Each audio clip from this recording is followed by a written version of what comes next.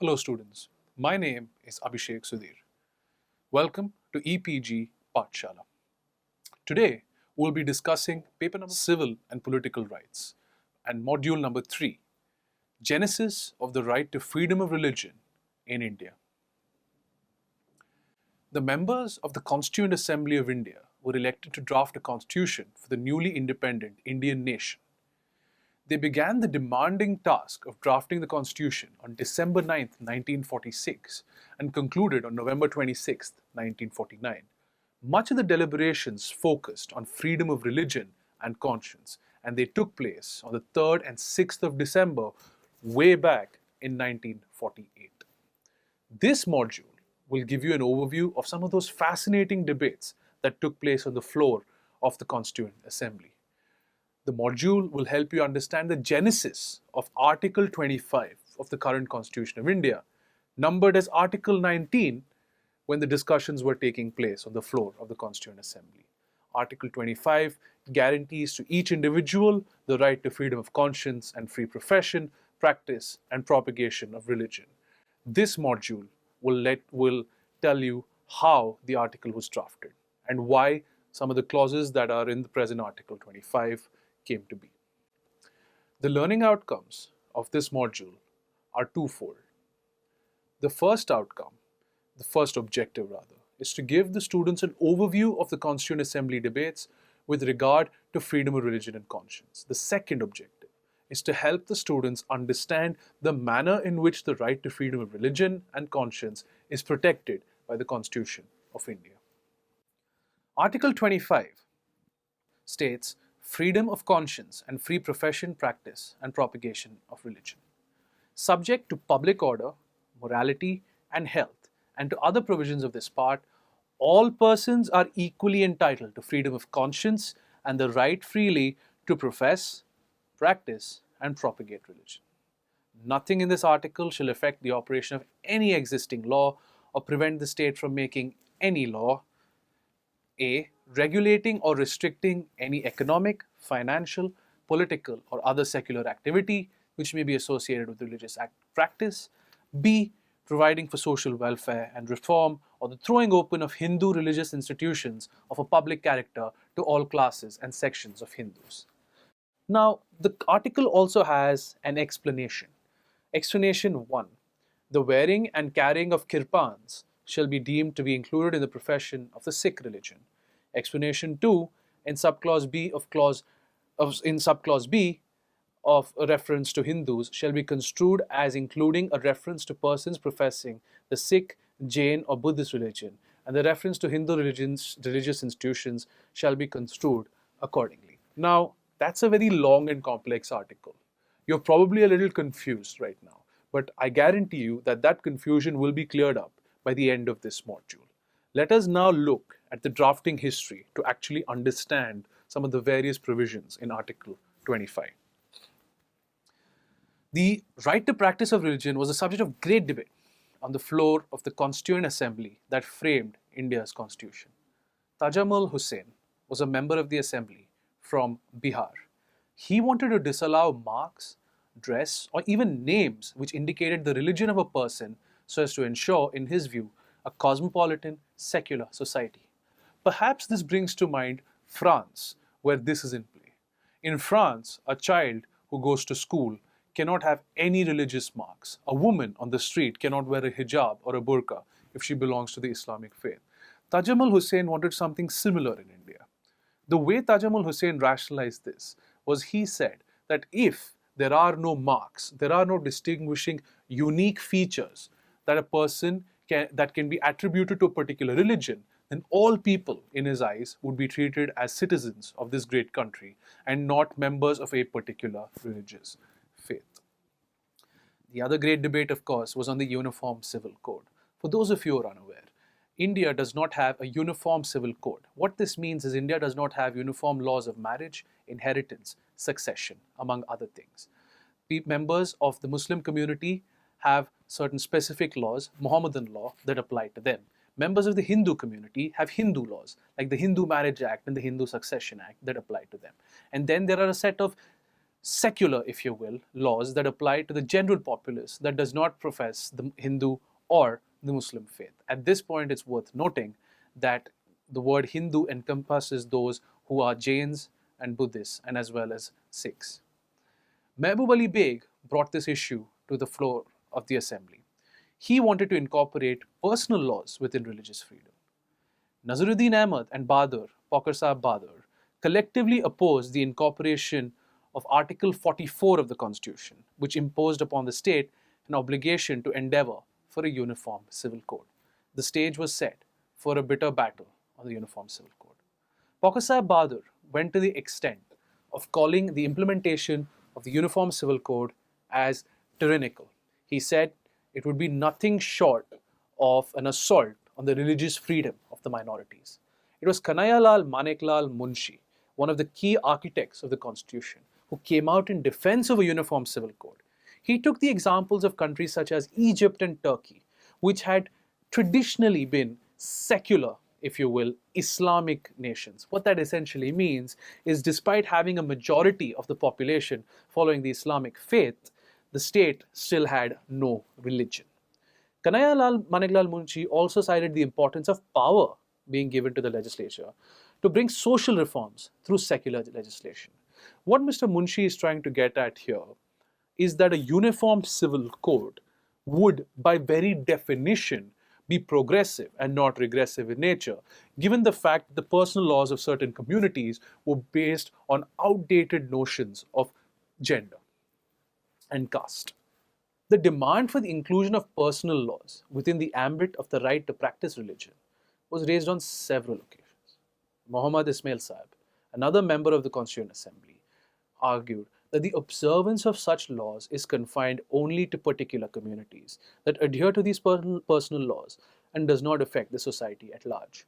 What Ismail Sahib is trying to say is that if you give an individual the right to follow his personal laws, it in no way impairs the collective right, if you will, of other individuals to follow personal laws of their own choice. So Ismail Sahib saw absolutely no problem with having personal laws being included within the ambit of religious freedom. In the opinion of Ismail Sahib, many Hindus also wanted to retain their personal laws. Qazi Syed Karimuddin and Maulana Hasrat Mohani, two other Muslim members of the assembly, argued that Muslim personal laws were derived from the Holy Quran and was a part of the Islamic religion itself. See what Qazi Syed Karimuddin and Maulana Hasrat Mohani are trying to stress here. They are trying to say that the Muslim personal law, having been derived directly from the Quran, holds much more significance and will always be more significant and important than any man-made law, if you will. It was Ananthasayanam Iyengar who eventually managed to set aside the concerns of the Muslim members. Here's what Ananthasayanam Iyengar said. He spoke of adequate safeguards already present in the Constitution. He argued that in an advanced society, even Muslims may want to amend their personal laws, but won't be able to do so if observance of personal laws are protected as a fundamental right, and thus such a proposal could not be accepted. A little bit of an understanding of the justiciable nature of fundamental rights is necessary here. If an individual is granted the right to follow his personal law as a fundamental right, what that essentially means is that the state can make no law that abridges this individual's right to follow that personal law. So let us take the example of the UCC itself. If there was a binding positive obligation on the state to draft and implement a uniform civil code, and at the same time an individual had the right to his or her personal law, then the uniform civil code would become per se unconstitutional. Therefore, a civil code which basically says that marriage is a union between one man and one woman would be fundamentally opposed to Mohammedan law, where marriage is not a union between one man and a woman and is more in the nature of a contract that is capable of being entered into by one man with more than one woman. Therefore, if you would give a Muslim citizen of this country the right to his personal law within the ambit of Article 25 that guaranteed religious freedom, then any law such as the Uniform Civil Code, would become per se unconstitutional, as it would be a violation of that Muslim citizen's right to follow his own personal law and marry within the ambit and the scope and the limits of Muhammadan law, which, as some members had pointed out, was derived directly from the Holy Quran. Now, B.R. Ambedkar, perhaps the principal architect of the Constitution, also expressed his concerns that the process of social reform would be hindered if personal laws cannot be abrogated. B.R. Ambedkar, belonging to the depressed classes, was acutely aware of the prejudicial nature of many of the Hindu laws and the evils of the caste system, and this is probably what he was alluding to. He also alluded to some of the evil practices associated with religion. Apart from personal laws, another matter that occupied the Assembly's time was the treatment of women by India's major religions. Rajkumari Amrit Kaur voiced these concerns, and she did so with the support of Hansa Mehta, who some of you might be interested to know was the founding director of the All India Institute of Medical Sciences, or AIIMS, in Delhi. Rajkumari Amrit Kaur, along with Hansa Mehta, regularly raised the issue of the conflict of the right to practice religion with anti-social customs that had the sanction of religion. Let us take the example of sati itself. Some could argue that the practice of a woman throwing herself into the funeral pyre upon her husband's death was very integral to the Hindu faith. Now, sati was abolished by the British, but would the practice of sati be made constitutional in the newly democratic Republic of India? If the right to practice religion was guaranteed, according to Amrit Kaur and Hansa Mehta, such evil practices probably would have to be permissible. It was the persistent efforts of these two formidable women, Hansa Mehta and Rajkumari Amrit Kaur, that the freedom of religion was made subject to social welfare and reform. Now, if we go back to the original clause, you will see that Parliament is not stopped, right? Parliament can make laws for the betterment of the weaker sections of Indian society. Therefore, the right to practice one's religion is limited in the interests of social welfare and reform. Now, another interesting subject matter was how to accommodate the Sikh community. The Sikh community, a cardinal part of their faith, is the right to bear a weapon. The weapon, of course, being a kirpan. After extensive debate and deliberations, the provision on freedom of religion was adopted by consensus. Every demand, irrespective from which religious faction, was given a patient hearing, and every demand which did not go against the secular character, and more importantly, the legislature's prerogative to carry out social reform, was adopted. All comers were welcome. They were all heard. All of them were given a patient hearing, but not all of them were given the rights that they demanded. One right, however, that was granted in an act of great generosity was to the Sikh community. The right of the Sikh community to wear and carry kirpans is explicitly guaranteed by the Constitution, which goes to show the amount of pains that the framers took in listening to the concerns of each community in India. Now, coming to the bogey of conversion. Conversion is a subject that has captured the nation's imagination for decades. And in the last 12 to 18 months, this subject has been in the news. The earliest debates on the right to propagate one's religion can trace its roots to Mahatma Gandhi. Mahatma Gandhi made what many consider a somewhat controversial statement on conversion. Every nation, said the Mahatma, considers its own faith to be as good as that of any other. Certainly, the great faiths held by the people of India are adequate for her people. India stands in no need of conversions from one faith to another, said the Mahatma. Mahatma Gandhi was very clear in his mind. He felt that conversion was best avoided. The attitude of many Constituent Assembly members towards conversion was no different, and few held sympathy for the cause of the minority Christians who considered propagation as a basic tenet of their religion. At this point, let us try and define propagation. What propagation essentially means is if you believe in the Christian faith, then you propagate your faith. by saying that Jesus Christ is the one true Lord and Savior. This propagation sometimes is considered to be in conflict with the right to practice one's religion of other individuals, because when one individual says his Lord is the only Lord and his Savior is the only Savior, then does he not impinge upon the right of other individuals to freely practice their faith? It was this split, it was this issue that was front and center of the debates on the right to propagate religion. Those opposing the provision believed that religion, being a private affair of an individual, should not be allowed to be propagated, as it will only lead to a nuisance. The secular character of the state, with the right to freely exercise religion, was also given as another reason for not granting an individual the right to propagate his or her religion. Now, the arguments here are somewhat confused. Those opposing the provision felt that religion was a private affair. But is it truly a private affair? If we look around our country, we have temples and mosques and churches. We have large religious congregations and gatherings, be it the Kumbh Mela or the Hajj pilgrimage to Mecca. The secular character of the state was also invoked, and they said that if the state, or rather the state through the constitution, was to grant an individual the right to propagate his or her religion, the secular character might be affected. All of these arguments were considered and countered by the proponents of the provision. On the other hand, the proponents, the supporters of the right to propagate one's religion, saw it not in the context of religious freedom, but rather as being symbolic of religious toleration. They said that if one member of a particular community felt the need to praise his Savior, his Lord, he should be allowed to do so. And it would be an act of tolerance on the part of members of the other community to give him a patient hearing or not give him a patient hearing.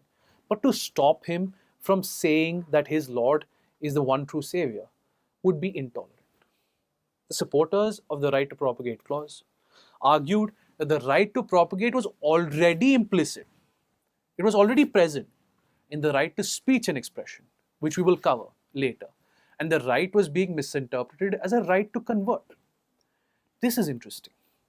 In the last 12 months, certain organizations have embarked on a project of conversion, converting members of one faith to another. And they have essentially said that they are simply propagating religion and there is a right to convert. Now, the question for consideration here is there a right to convert?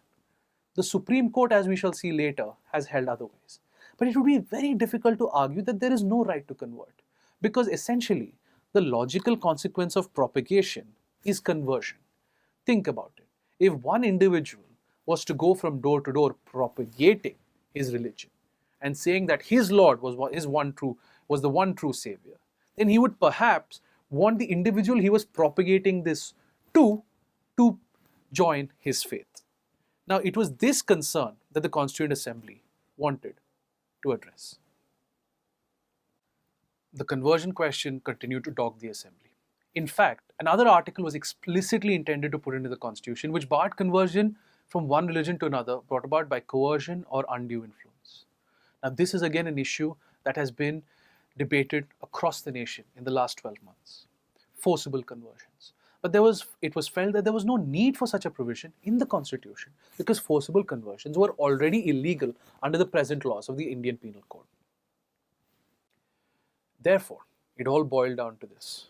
Majority of the members of the Congress party, according to Purushottam Das Tandon, were against the right to propagate religion and were quite vocal regarding the same.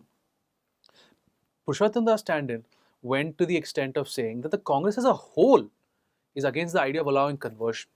And he said that just to appease the Christian community, their demands were given into, and the right to propagate was included. The views of Purushottam Das Tandon found support from the likes of Balkrishan Sharma, Jagat Narayan Lal, and various other members of Congress. Now, the man who pretty much settled the debate on propagation was T.T. Krishnamachari, the stalwart from Madras, who was part of Nehru's first cabinet. T.T. Krishnamachari, he spoke passionately about how Christian missionaries had played a vital role in India in terms of improving health, education, and other facilities.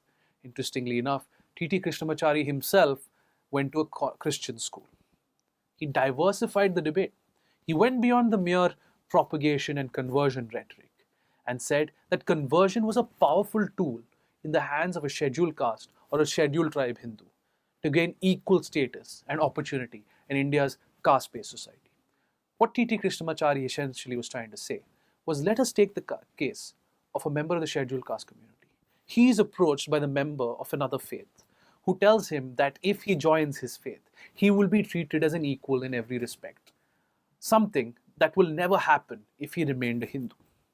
T.T. Krishnamachari said such an individual could essentially pull himself out of his oppressed state by converting to another faith, thereby escaping the rigidity of India's caste system.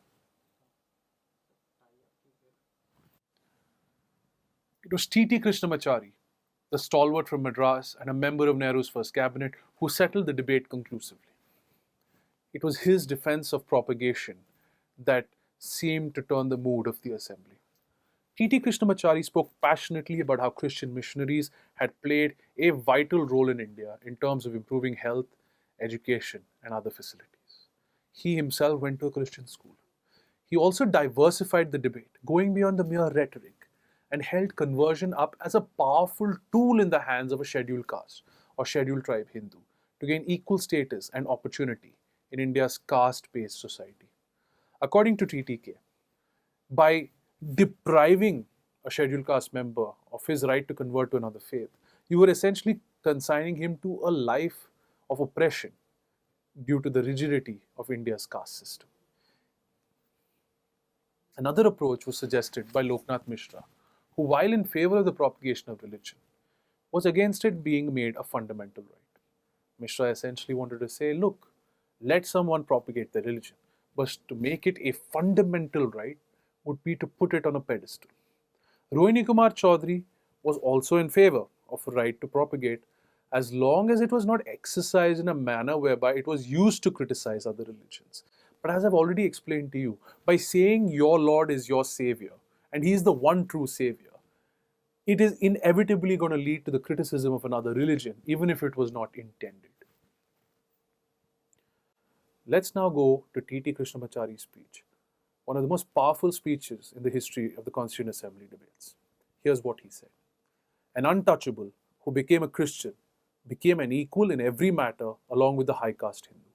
And if we remove the need to obtain that particular advantage that he might probably get, it is undoubtedly a very important advantage, apart from the fact that he has faith in the religion itself. Well, the incentive for anybody to become a Christian will probably not exist. Munshi himself moved an amendment in May 1947 that would have imposed a constitutional bar against conversions engineered by fraud, coercion, or undue influence. But by December 1948, there had been a marked change in his attitude, as he had been party to many of the compromises that were thrashed out with the leaders and organizations that represented the minorities. Mr. Munshi admitted that these negotiations ultimately led to many of these clauses pertaining to religious freedom being inserted in the Constitution.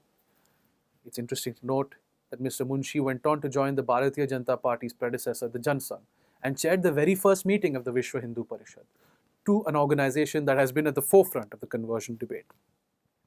Mr. Munshi was no doubt still wary of forced conversions and the possibility of such conversions taking place as a result of the right to propagate being constitutionally guaranteed.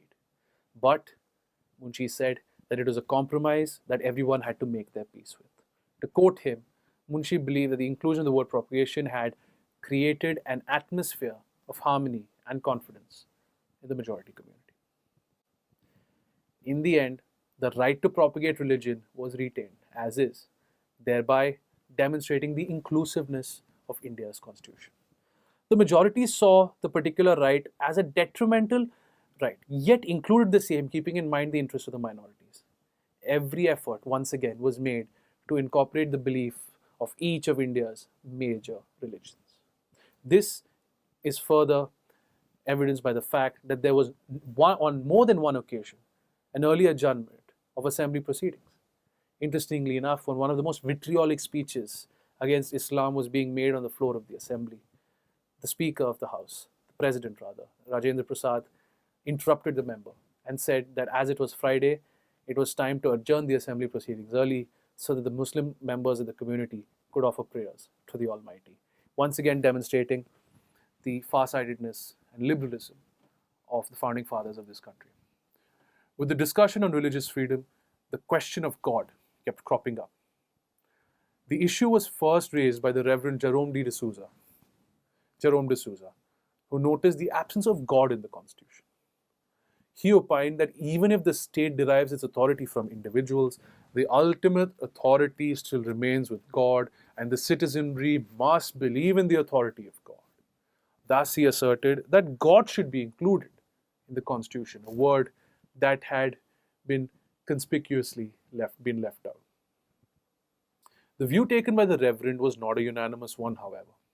Another member, Guptanath Singh, in this regard held a diametrically opposite view and argued that state is above all gods and is the God of gods, as it is the ultimate representative of the nation and citizenry. The battle lines were drawn. Then it was Pandit Govind Malviya, son of the late Madan Mohan Malviya. Suggestions were made by several notable members, including Malviya, who wanted to include God in the preamble itself. Instead of saying, "We the people of India," they wanted it to start with, "We the people of India in the name of God." N. Madhava, in this regard, explained that God and other things cannot be imported into the Constitution unless they are germane to its purpose and are accepted by the Constituent Assembly.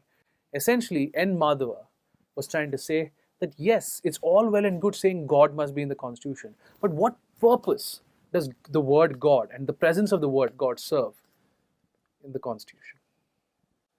One last attempt was made by an ardent believer, H.V. Kamath, who introduced an amendment to include God in the preamble. Kamath was asked whether such an amendment would go against the right of non-believers. He argued that this amendment was not for individuals, but for the people of India as a whole. Kamath's amendment was criticized for imposing a narrow sectarian spirit, and he was asked to withdraw his amendment and not to put the assembly in the embarrassing situation of voting upon God. This represents one of the closest votes in the history of the Constituent Assembly, and by a very small margin, the amendment was negatived, and God was not included in the preamble, much to the chagrin and disappointment of Mr. H.V. Kamath. Another major debate emerged when Kamath proposed an amendment whereby the president would take the oath of office in the name of God. He considered an oath or an affirmation to be an empty performance, as long as it was not made in the name of God. Mahavir Tyagi suggested an amendment to Mr. Kamath's already proposed amendment, which offered the non-believers in God to solemnly affirm rather than swear in the name of God. Eventually, Mahavir Tyagi's amendment was accepted by the Assembly, with certain changes such as God should precede solemn affirmation in the proposed article. But the discussion that followed provides a clear picture of what were the views of the framers on God. Opponents still criticized it as, in their opinion, when performing a secular function such as governing the country, there is no need to invoke God. However, a majority of the framers were of the view that merely invoking God does not make the state communal, but at the same time, not mentioning God whatsoever would not amount to God's banishment. Essentially, a lot of them felt that this whole debate about God was much ado about nothing. Finally, God was included in the oath, and last year, when the new government of the 16th Lok Sabha took over, majority of the members of parliament and almost every single member of the new Council of Ministers, i.e. the cabinet, took the oath of office in the name of God. So students, at this stage, let's recap what we've learned in this module. The debates in the Constitution have clearly indicated that the framers considered religious liberties to be subservient to other fundamental liberties, while some of them even believed that as time progressed, the role of religion would become minimal in India. While many of them wanted to grant religious freedom and were happy to do so, they hoped that India would grow more secular, whereas some members felt secularism and a belief in God could coexist. Despite the assembly being dominated by members with deep religious convictions, the rights of atheists and agnostics and the likes were taken into consideration, as evidenced by the oath of office, which allows you not to take the oath in the name of God. It is abundantly clear that the framers did not believe in a nation that was devoid of religion, but they didn't believe in a theocratic state either. They believed a nation that treated all religions equally, a belief they embodied in India's constitution.